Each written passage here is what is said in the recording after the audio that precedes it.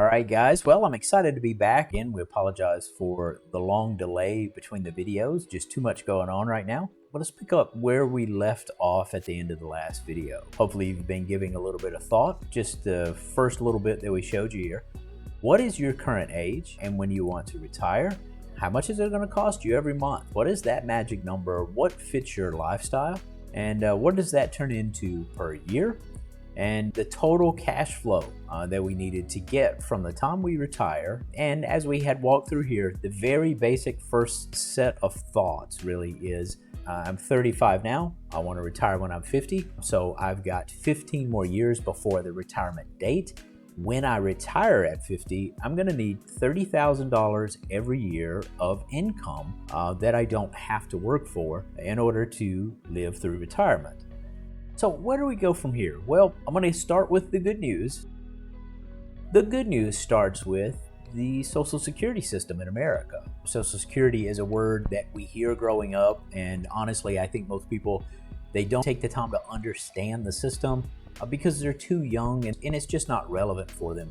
But if you start planning for retirement, it becomes more relevant because there are some things that affect these numbers, and the biggest thing is essentially this. If you're going to retire early, it's going to affect your Social Security. It's worth a moment just to understand the history. Franklin Delano Roosevelt passed the Social Security Act in 1935. It was put in place as a safety net for the unemployed and disadvantaged Americans. Enacted in 1965, Dwight Eisenhower included the Medicare and the Medicaid program. And Richard Nixon signed into legislation to provide a cost of living change to Social Security. Now that we've gone through a little bit of history, let's understand as well what it really means practically without all the big words. It essentially means this: you get a monthly check from the government. How much that check is depends on how much you've earned for up to 35 years of working history, and you do have to meet a minimum qualification.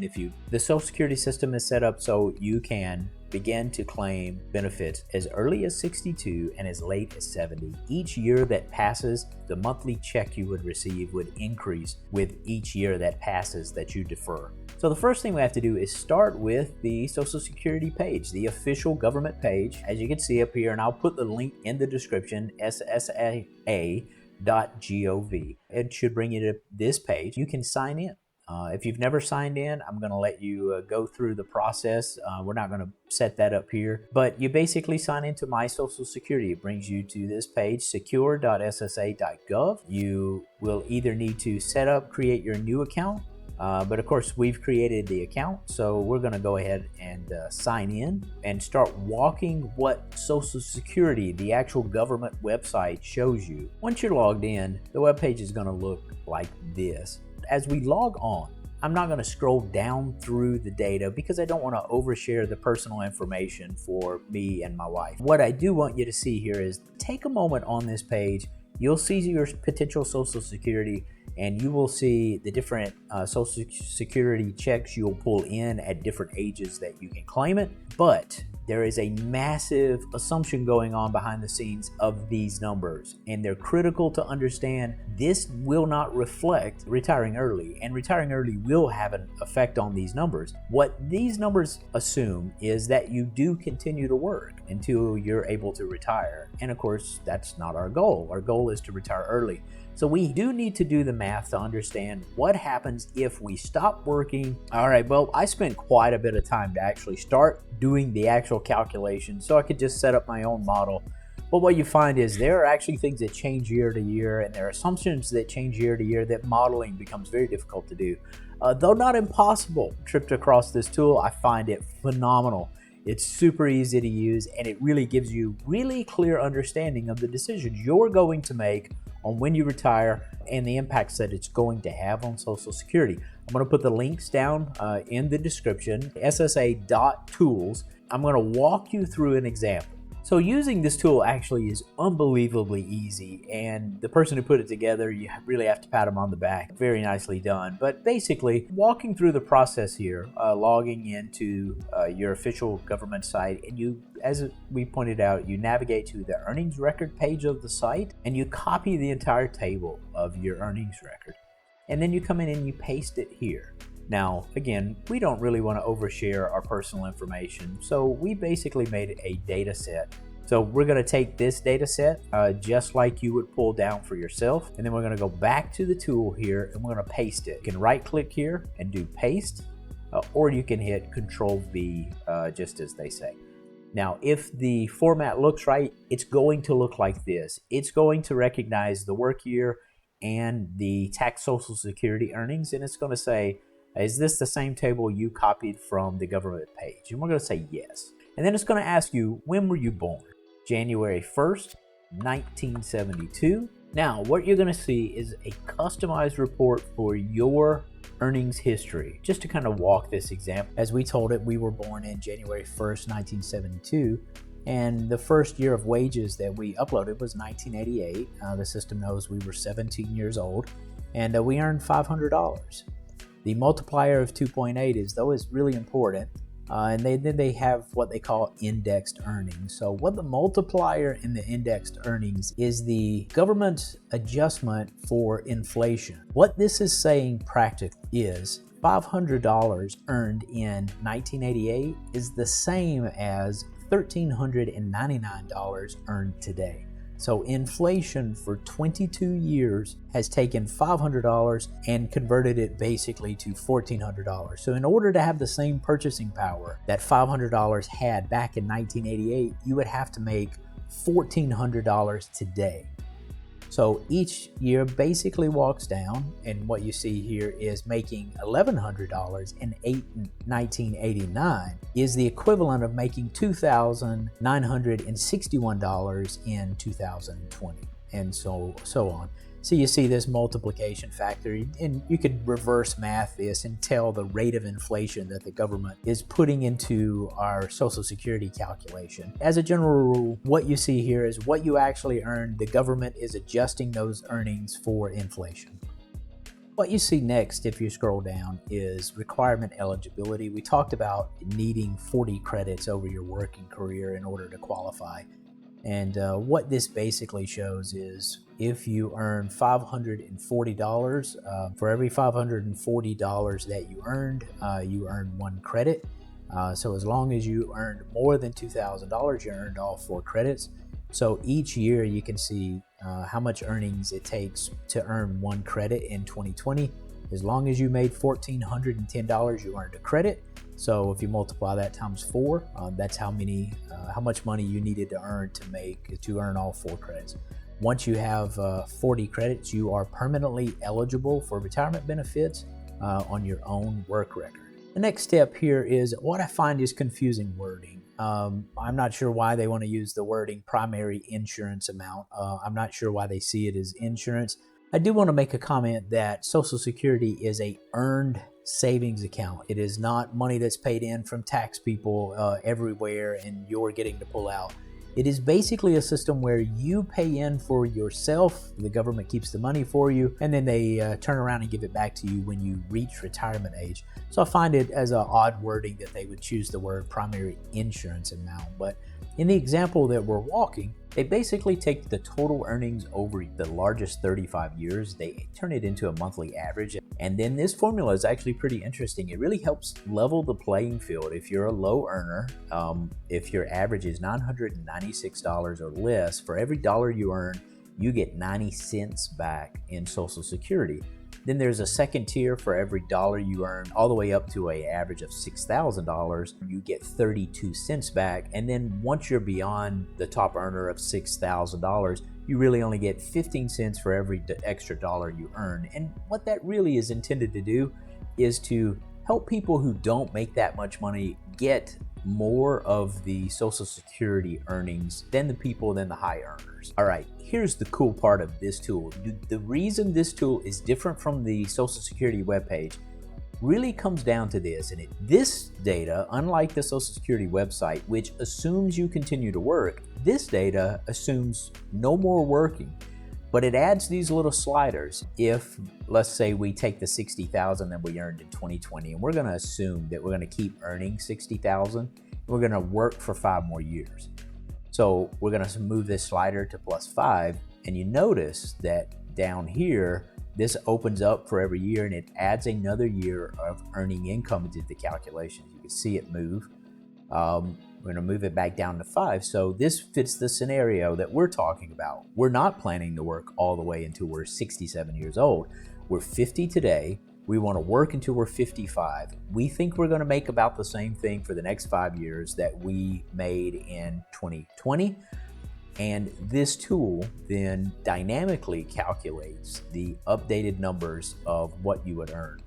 So let's go back right now so you can see what's on the screen. Assuming that we work 0 years, this person would earn $1,743 in Social Security benefits per month. For each year of additional wages that they earn, you can see it moves up. We would go from 1743 all the way up to 1965 if we work 5 more years. So that's a couple $100 a month. That's fairly substantial. So what happens if we add 5 more years to it? And now we're up to $2,097 per month. And of course we could get a little raise as we go in there as well. 65. That brings us to 2135. I do want you to watch this. It's pretty interesting though. If you leave this the same, I do want you to notice it's pretty interesting. Each year that you add 1 year. So we gain $50 if we work 1 more year here. So we're gaining $50 for each year. But if you move yourself on out to 10 years, you're only gaining $11 in Social Security to work from the 10th year to the 11th year, or the 11th year to the 12th year. The reason that's happening is you take the top 35 years, and eventually those years from when you first were out of high school and you made $1,000 have been replaced with the $65,000. So the lowest earning year gets knocked off, the $65,000 comes in. Well, once you've knocked off the lowest earning years, you simply don't earn that much more. In the last 10 years of your working career, you don't earn that much more Social Security. But again, we're going to go back to our assumption. We're 55. We want to retire in 5 years. This was our work history. Currently, we would project if we quit working today, we would earn $1,743 in Social Security. If we work 5 more years, we're going to bring in $1,984 for one person. Now, there's some excitement at this. If this example matched 2 people in your home, that's basically $4,000 a month you'd get from Social Security if you retired early when you turn 67, right? So you could actually afford the lifestyle that we're assuming at $2,500. Let's show the adjustments here. If we retired at 62 instead of 67, that 1948 turns into $1,397. So $1,400 a month. If we didn't work any more, it's $1,227 a month. If we work 5 years, it's $1,397 a month. And if we work 10 more years, it's $1,503.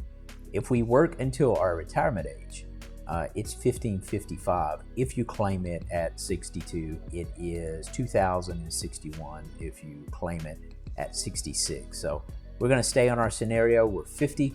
We want to retire at 55. We're going to keep earning about $65,000 a year. And this becomes our data set that we're going to use for our spreadsheet. So now what we're going to do is take the output that you saw on the screen, and we're basically going to put it into Excel, and we're going to begin modeling a little bit at a higher level. So these are the numbers that we just walked through. This is the made up data set, and this is the year that we choose to retire. This is the monthly Social Security check that we'll receive. And we're putting this together as if we're a married couple. Let's face it, reaching retirement with one person is harder than reaching retirement with 2 people. 2 people with a shared vision to reach retirement makes things simply twice as easy. So we're going to assume that 2 people of the same age with the same earnings will give us a particular Social Security draw for both people combined.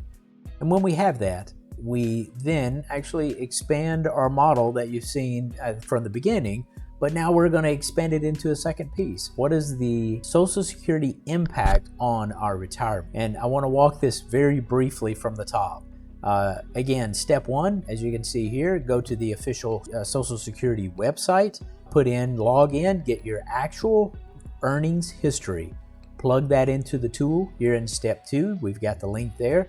And you want to choose how many more years you want to work and about what the income is going to be. And then you want to take that output and paste it in, just as we have here. what our real Social Security is going to be when we turn 67 years old. And then we take that and we build the rest of our retirement model off of that. So step 4 for us now becomes our personal choice. At what age do we want to claim Social Security? You can see right now with this example, I'm saying we're going to claim Social Security as early as possible at 62 years old. If I change it to 63, you can see the numbers do indeed change if I change it to 64. But notice, each year you don't have cash flow coming in at 62 or 63. If I go to 64, now I no longer have cash flow at 64, but my total cash flow at 65 is actually increased. So we're going to drag this back down to 62. And then we're going to plug in the 1.5% cost of living adjustment. That is actually what the government chose this year. I believe it's 1.4 or 1.5%. And it happens every year, something you hear on the radio on occasion of what Social Security is expected to increase by. That's a pretty significant number, actually. If you notice, if you assume no cost of living, the 33.2 that we would earn through Social Security would stay the same. For each 0.1% that we increase, you can see the Social Security move up each year. So this models out basically 1.5%, $33,000 today, and I'm 50, would actually result in $39,000 in my pocket, $39,700 for every single month when I'm 62, because the Social Security draw would continue to increase. I hope this video is useful for you. So this really is the next step. Understanding your age, when you want to retire, and when Social Security comes in, and what the impacts will be. But super important, understanding the impacts of retiring early on your Social Security benefits is what we've walked through here. This is probably the most work you'll have to do, but it's important. You need to be familiar with this. You need to be planning. Today, if you're 35 years old, you need to be aware every year they update the Social Security website. You get that information and you go look at it and you see what your future looks like. Understand these things. So now you've got a framework of why these are important conversations. Now, if you're 25 years old now, you've got plenty of time before Social Security. You've got to earn those first 40 credits so you qualify for Social Security, and you want to earn as much money. Of course, that's obvious. You want to earn as much money as you can, but each time you earn a little bit more money, you get a little bit more back from the government when you finally do retire. All right, guys, well, we're wrapping up this video. I hope this was beneficial to you. I hope you can see really clearly the first thing to understand with retirement is really to understand Social Security. You now have a hard number. You have the tools in front of you. It's updated every year by the Social Security Administration, in which you can see your earnings, the impacts, and we've even given you a tool where you can estimate your impacts of retiring early. We'll post this tool out in the video in the descriptions as well, so you can begin to play with it. We're going to bring Christy back in on the next video. We're super excited to kind of move on to the next conversation. It's going to be a lot less math-based. What we're seeing from friends and family is they're asking the question, why did you choose Portugal if anywhere else you could move in the world? We're excited to share tons of details. We'll get back to you pretty quickly with why Portugal videos. And then we're going to head into inflation. We've not moved this slider yet, but inflation is probably one of the biggest topics that we fully need to understand. And you'll understand when we go through why Portugal, you'll understand why inflation is such a significant conversation on planning your retirement and being able to leave the workforce early. This is the time where we say, go ahead, click the subscribe button and give us a thumbs up. I know this particular video was a lot of detailed information, but it is critical. Frankly, I had an interaction with one of the audience really for us, and it had an impact on me, in which I was telling you guys, you know what, I'm going to make shorter videos of this. And the person basically responded back to me and said, look, this is for their benefit, and if they don't want to invest 20 minutes, then you know, it's really to their detriment. So it's taken a lot of time to just put this tool together, to learn the tools, and to walk through the example that you've seen here. I'm not going to, and I apologize if you're really looking for the shorter video, but if you want to figure out how to retire for yourself, we're walking you down that path. You put the time in, you put a little bit of time aside, and we're going to keep continuing to show you how to think about the information that you have and make good decisions. Hopefully you can get this information to other people that you care about as well. Prepare the kids as early in life. And so go ahead, click the subscribe button, give us a thumbs up, and we should return here with a couple of more videos pretty darn quickly. So again, sorry for the delay, and thank you for watching.